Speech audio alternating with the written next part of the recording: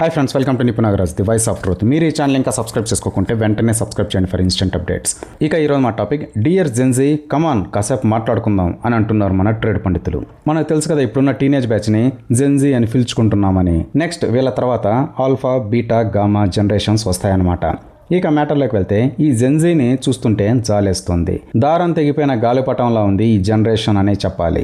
అందుకే ఈజీగా అందరూ నచ్చినట్టు వాడేసుకుంటున్నారు. వీళ్ళేమో ఇన్స్టాలో వైరల్ అయిపోవచ్చని ఫ్యూచర్ గురించి ఆలోచించకుండా ట్రాప్లో పడిపోతున్నారు. జంతర్ మంతర్ దగ్గర జరిగిన తంతు ఇదే. కాక్రోచ్ అనే పార్టీ పెట్టినోడు అసలు స్టూడెంటే కాదు, ఒక ఫక్తు పొలిటికల్ పార్టీకి సంబంధించిన యాక్టివిస్ట్. ఆ పార్టీ పేరుతో వస్తే జనం మొహం మీద ఊస్తారని జెన్జీ అని మాయ చేసి ఇలా కాక్రోచ్ పార్టీ అంటూ వచ్చాడు అంతే.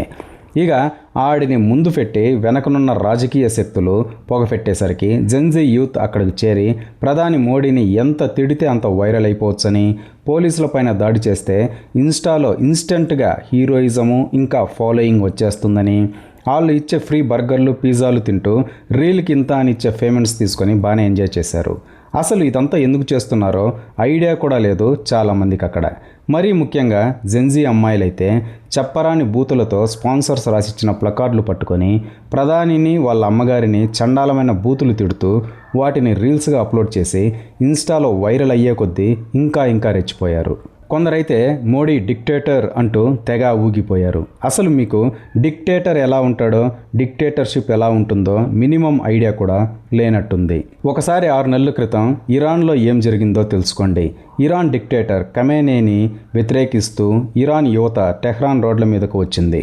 ఖమేనీకి అది నచ్చలేదు. కను సైగతో షూట్ అట్ సైట్ ఆర్డర్స్ ఇచ్చాడు. అంతే, అక్షరాల 12,000 మంది శవాలుగా మారిపోయారు. డిక్టేటర్షిప్ అంటే అలా ఉంటుంది. ఖమేనీ అనే కాదు, ఇంటర్నెట్ చేతిలోనే ఉంది కదా, హిస్టరీ తవ్వండి. హిట్లర్, ముస్సోలిని, సద్దాం, గడాఫీ లాంటి డిక్టేటర్స్ గురించి ఒక్కసారి చదువుకోండి.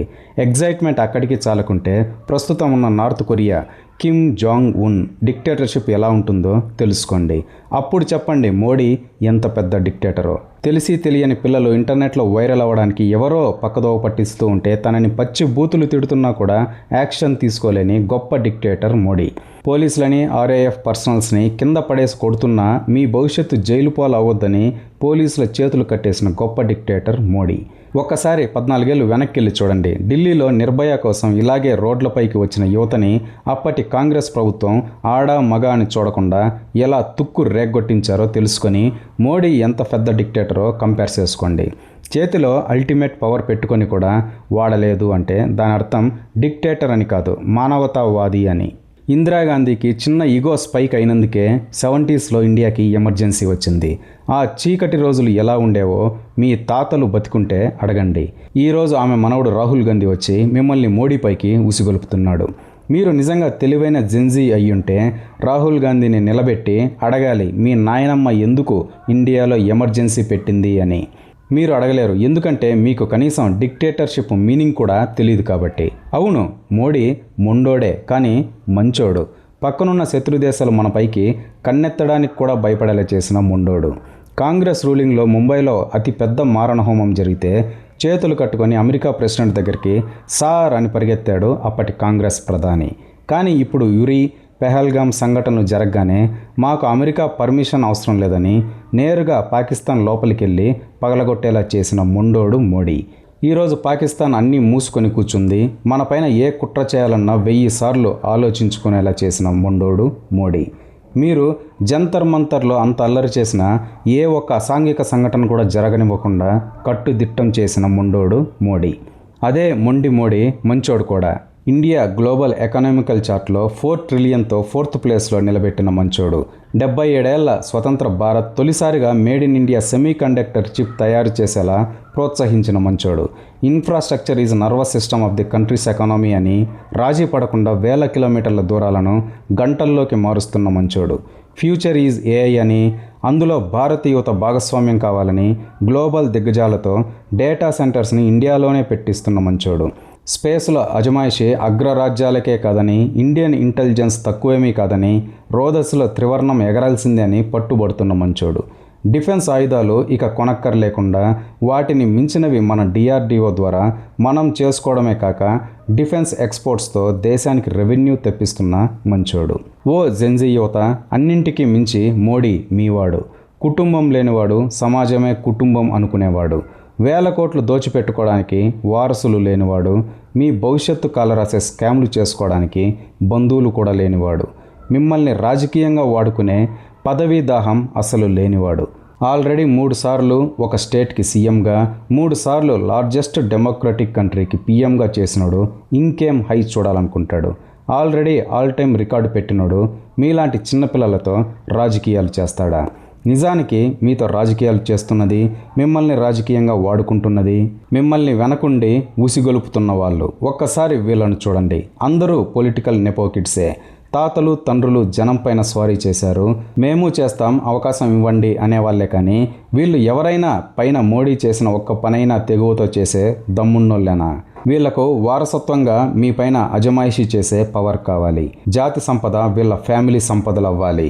నరాన రాజ్యాకాంక్ష, బంధుప్రీతి తప్ప జెన్జీ పైన ప్రేమ ఎక్కడుంది అసలు? అందుకే మోడీ ఒక్కడే మీవాడు. కానీ అది మీకు అర్థం కావడం లేదు. డియర్ జెన్జీస్, ఒక్కటి గుర్తుపెట్టుకోండి, ఈ జనరేషన్ మీది, మోడీ జస్ట్ వారధి అంతే. ఇప్పుడు మీరు నవనిర్మాణ సామ్రాజ్యాన్ని కూలదోయాలి అనుకుంటున్నారు. దాని తాలూకు కాన్సిక్వెన్సెస్ కూడా రేపు మీరే భరించాలి. ఎందుకంటే రేపు మీ ఎరా వచ్చేసరికి మోడీ ఉండడు. మోడీని నిలబెడుతూ వచ్చిన మీ పేరెంటల్ జనరేషన్ కూడా ఉండదు. ఉండేది మీరు మాత్రమే. మీ మీద రియల్ డిక్టేటర్స్ స్వారీ చేస్తుంటే ఎంజాయ్ చేయాల్సింది మీరే. ఒక్కసారి ఇజ్రాయెల్ దేశాన్ని చూడండి.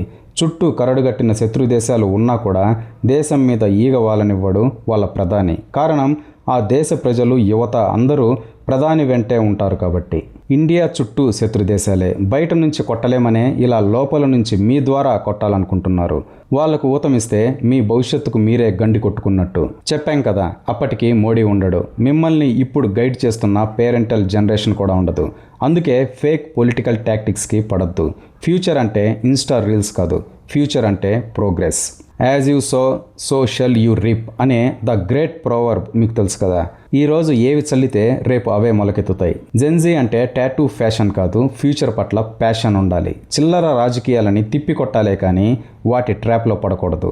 చరిత్రలు చదవండి, ఎవరేంటో తెలుస్తుంది. ఆవేశం పక్కన పెట్టి ఆలోచనకు పదును పెట్టండి. World is transforming, wars are taking different shapes, progressive versus destructive. అందుకే కూర్చున్న కొమ్మని నరుక్కోకండి. నేపాల్ టైప్ రెవల్యూషన్ కావాలి అని కేటీఆర్ లాంటి పొలిటీషియన్స్ మిమ్మల్ని రెచ్చగొడుతున్నారు కదా. ఒకసారి నేపాల్ జెన్జీ యువత ఎలాంటి లీడర్ కోసం ఆ రెవల్యూషన్ చేశారో మీరే వినండి. अब जब केपी शर्मा ओली भाग गए हैं यहाँ से, आपको क्या लगता है किस तरीके का नेता यहाँ पर होना चाहिए? मोदी जैसा यहाँ पे होना चाहिए. वो इंडिया का मोदी है ना, मोदी जैसा सरकार होता तो. अब जब केपी शर्मा ओली भाग गए हैं यहाँ से, आपको क्या लगता है किस तरीके का नेता यहाँ पर होना चाहिए? मोदी जैसा यहाँ पे होना चाहिए. वो इंडिया का मोदी है ना, मोदी जैसा सरकार होता तो. విన్నారు కదా, నేపాల్ జెన్జీ రెవల్యూషన్ చేసిందే మోడీ లాంటి లీడర్ కోసం. మరి మిమ్మల్ని నేపాల్ లాంటి రెవల్యూషన్ కోసం పొలిటికల్ లీడర్స్ రెచ్చగొట్టడం ఏంటి అసలు? మోడీ పగోడు కాదు, మనోడు, ముఖ్యంగా మీ ఓడు. మీకు ఇప్పుడు ఇది అర్థం కాకపోతే మీ generational change Gen Z to alpha అయ్యేటప్పుడు ఖచ్చితంగా గుర్తొస్తుంది. చిన్నతనంలో జంతర్ మంతర్ దగ్గర మీరు చేసిన చేష్టలు ముసలితనంలో మిమ్మల్ని వెక్కిరిస్తున్నప్పుడు. కొత్త నాయకత్వం కోరుకోండి, తప్పులేదు. పాత నీరు పోతుంటుంది, కొత్త నీరు వస్తూ ఉంటుంది. కానీ కొత్త నీరు మురికి నీరు అయి ఉండకూడదు. జై హింద్, జై జెన్జీ. ఇదే ఫ్రెండ్స్ ఈరోజు టాపిక్. ఇలాంటి లేటెస్ట్ అండ్ ఇంట్రెస్టింగ్ టాపిక్స్ కోసం ప్లీజ్ సబ్స్క్రైబ్ టు నిపుణాగరాజ్, the voice of truth, and please like, share and comment this video with your valuable opinions. See you again.